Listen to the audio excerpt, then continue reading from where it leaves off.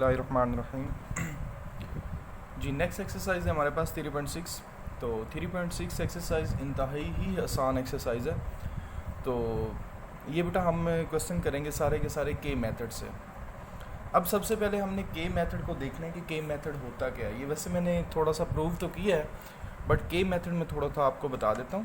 के मेथड होता है आपके पास कि आपके पास एक प्रपोर्शन है, ठीक है, उस प्रपोर्शन को आपने फ्रैक्शन की फॉर्म में लिखना है, ठीक है, और जो आपने फ्रैक्शन की फॉर्म लिखनी है उन दोनों फ्रैक्शंस को आपने इक्वल टू के कर देना। अब ये वाली फ्रैक्शन a बाई बी को भी इक्वल टू के कर देना है और c बाई डी को भी आपने इक्वल टू के कर देना, ठीक है।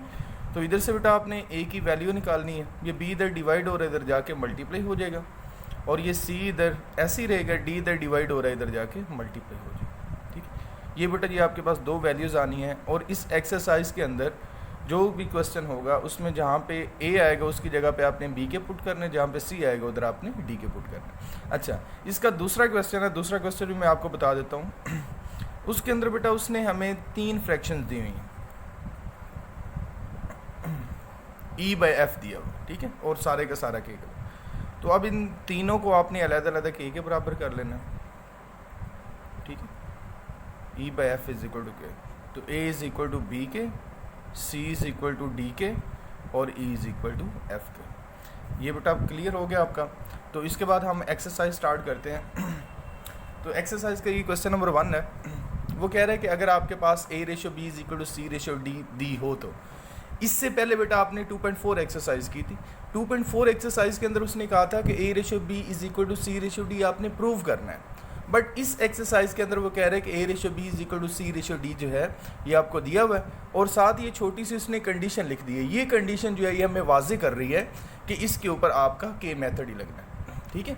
जहाँ पे भी ये आपका मतलब a b c d is not equal to 0 आ जाए तो आपने फौरी समझ जाना है कि इसके ऊपर के मेथड ही हमने अप्लाई करना है। अच्छा, तो जो पेपर जो बोर्ड के पेपर में आपका ये क्वेश्चन आता है के मेथड का, तो वो साथ मेंशन कर देता है। ये ज़्यादातर लॉन्ग क्वेश्चन में ही आता है, तो वो साथ मेंशन कर देता है कि इसको आपने के मेथड से करना है। तो ये मतलब 3.6 का मैंने इंट्रोडक्शन करवाया आपको। तो नेक्स्ट बेटा जी ये पार्ट 1 है। तो पार्ट 1 में ये वैल्यू दी हुई है 4a minus 9b by 4a plus 9b is equal to 4c minus 9d by 4c plus 9d। तो इसके ऊपर बेटा हमने के मेथड लगाना है, क्योंकि हमने ये शर्त इसकी पढ़ ली a b c d is not equal to 0। तो नेक्स्ट बेटा जी हमने a बाई b को के के बराबर कर लिया और c बाई डी को भी के बराबर कर दिया। a की वैल्यू जो है वो b के आ गई, c की वैल्यू d के आ गई। तो देखिए ये जो आपको क्वेश्चन दिया हुआ था इसमें 4 के साथ a आ रहा था, तो 4 के साथ जो a आ रहा था उसकी जगह पे b के पुट कर दिया। इसी तरह इसकी राइट साइड पे 4 के साथ c आ रहा था, c की जगह पे हमने d के पुट कर दिया। मतलब a और c की जगह पे हमने b के और d के पुट कर दिया। अच्छा, तो अब बेटा ये 4 को आपने अंदर मल्टीप्लाई करना, तो ये 4b के बन जाएगा। ये आपके पास एक वैल्यू बन गई और ये 9b जो है एक वैल्यू बन गई। तो इन दोनों में से आपने b जो है वो कॉमन ले लिया। जब b आपने दोनों वैल्यूज़ में से कॉमन लिया ऊपर वाले से, तो आपके पास 4c माइनस 9 बच गया, और नीचे आपने b कॉमन लिया तो 4 के प्लस 9 बच गया। तो इसी तरह राइट साइड पे भी आपने ऐसे ही कॉमन लेना है, ठीक है। d आपने कॉमन ले लिया। तो नेक्स्ट बेटा नेक्स्ट स्टेप में ये b से कट गया, ये d से कट गया। तो आपके पास 4k माइनस 9 और 4k प्लस 9 और 4k माइनस 9 और 4, मतलब लेफ्ट साइड और राइट साइड दोनों इक्वल आ रही हैं, तो लिहाजा हमने नीचे लिख दिया hence prove left hand side is equal to right hand side. तो नेक्स्ट क्वेश्चन है हमारा दूसरा पार्ट आप खुद करेंगे। ये तीसरा पार्ट बेटा मैंने सॉल्व किया। तो तीसरे पार्ट में बेटा वो कह रहा है a by b is equal to a square plus c square by b square plus d square. तो इसमें बेटा a is equal to B k put कर रहे हैं और c is equal to D k put करना है, ठीक है। तो ये हमने लगा दिया, जहाँ पे a था उधर b के पुट किया, जहाँ पे c था उधर d के पुट कर दिया। अब a का स्क्वायर भी कर दिया और k का स्क्वायर भी कर दिया। इसी तरह हमने इसके स्क्वायर जो है वो ओपन कर दिया।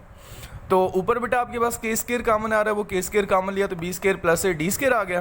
तो नीचे पहले ही b square plus d square दिया हुआ है, तो ये सारे का सारा जो इसके साथ कैंसिल हो गया। अब कुछ बच्चे इस तरह करते हैं कि जब वो कैंसिलेशन करते हैं, इसको कैंसिल करते हैं, बी स्क्वायर को बी स्क्वायर के साथ काट देते हैं, डी स्क्वायर को डी स्क्वायर के साथ काट देते हैं। इस तरह नहीं करना, बट ये सारी की सारी जो है वैल्यू जो है ऊपर वाली वैल्यू के साथ कटेगी। तो आपके पास सिंपल के स्क्वायर बच गया, उसको मैंने स्क्वायर रूट के अंदर ही रखा है, ठीक है।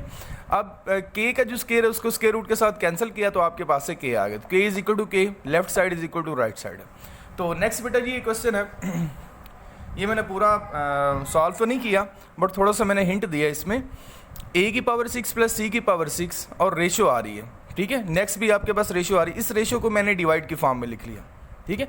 जब डिवाइड की फॉर्म में लिखा तो इसके अंदर a is equal to B k और c is equal to D k put कर दिया, ठीक है। जहाँ पे a आ रहा था उधर b के पुट किया, जहाँ पे c आ रहा था उधर डी के पुट किया। तो नेक्स्ट बेटा जी इसके आपने मतलब 6 जो उसकी पावर आ रही थी उसको आपने ओपन कर लिया। ये b की पावर 6 और k की पावर 6, इसमें से आपने k की पावर 6 जो है वो कॉमन लिया, ठीक है। तो k की पावर 6 जब आपने कॉमन लिया तो b की पावर 6 प्लस d की पावर 6 आ गई। तो इसके नीचे बाय में b की पावर 6, ये दोनों जो है आपस में कैंसिल हो गए। अब ये बेटा सारे के सारे मल्टीप्लाई हो रहे हैं, ठीक है।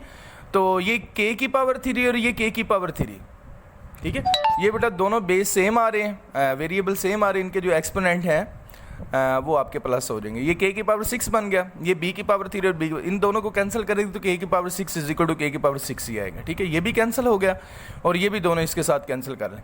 अब ये आपने इकट्ठा कैंसिल करना है, ये आप एक एक करके कैंसिल कर सकते हैं, ठीक है। तो left side is equal to right hand side. ये बेटा नेक्स्ट क्वेश्चन करते हैं हम।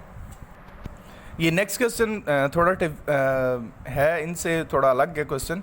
तो ये भी बेटा इसमें दरमियान में रेशो दी हुई है, इस रेशो को हमने डिवाइड की फॉर्म में लिख लिया। अब ये a रेशो c था, इसको भी हमने डिवाइड की फॉर्म में लिख लिया। तो नेक्स्ट बेटा जी आपने काम ये करना है कि a is equal to B के, c is equal to D k, वही आपने पुट कर दिया। अब ये जो ब्रैकेट आ रही है इसमें से आपने b कॉमन लिया, ठीक है। तो b कॉमन लिया तो आपके पास b के मतलब ये सारी की सारी एक वैल्यू बन गई और क्यू b जो है एक वैल्यू है, ऊपर भी इसी तरह और नीचे भी इसी तरह। तो नेक्स्ट बेटा इधर आपने a की जगह पे b के पुट किया और c की जगह पे d के पुट किया, इस तरह k से कट गया तो आपके पास b बाई डी आ गया। तो राइट साइड पे बेटा ये दोनों वैल्यूज़ में से b जो था ना वो कॉमन आ रहा है, ये b हमने ऊपर कॉमन ले लिया और नीचे हमने d कॉमन ले लिया। तो b और d जब हमने कॉमन लिया तो ये दोनों सेम आ रहे थे, इसको हमने कैंसिल कर दिया तो आपके पास b बाई डी है। तो नेक्स्ट बेटा जी आपके पास a square plus b square, ठीक है। ये मैंने आपको पीछे भी बताया कि ये जो होता है मतलब जो रेशो दी हुई है ये डिवाइड होता है एक किस्म का, ठीक है। डिवाइड को जब हम मल्टीप्लाई में कन्वर्ट करते हैं तो नीचे वाली वैल्यू ऊपर चली जाती है और ऊपर वाली नीचे आ जाती है। तो इस तरह मैंने किया, ये भी मैंने इसी तरह किया। ये डिवाइड था, इसको मल्टीप्लाई में कन्वर्ट किया तो नीचे वाली वैल्यू ऊपर चली गई और ऊपर वाली नीचे आ गई। तो इसके अंदर a is equal to B k और c is equal to D k आपने पुट करके इसको सॉल्व कर लेना। ये नेक्स्ट पार्ट मैंने एज हिंट ही दिया आपको। तो इसमें बेटा दरमियान में ये रेशो का साइन आ रहा था, इस रेशो के साइन को हमने मल्टीप्लाई में कन्वर्ट किया तो b ऊपर चला गया और a प्लस b नीचे आ गया, ठीक है। इसकी राइट साइड पे भी ऐसे किया। अब इन दोनों को ऊपर वाली वैल्यूज़ को मल्टीप्लाई करें, a भी आ गया और नीचे आपके पास a square minus b square वाला फार्मूला बन रहा था। इसी तरह इसकी राइट साइड पे भी है।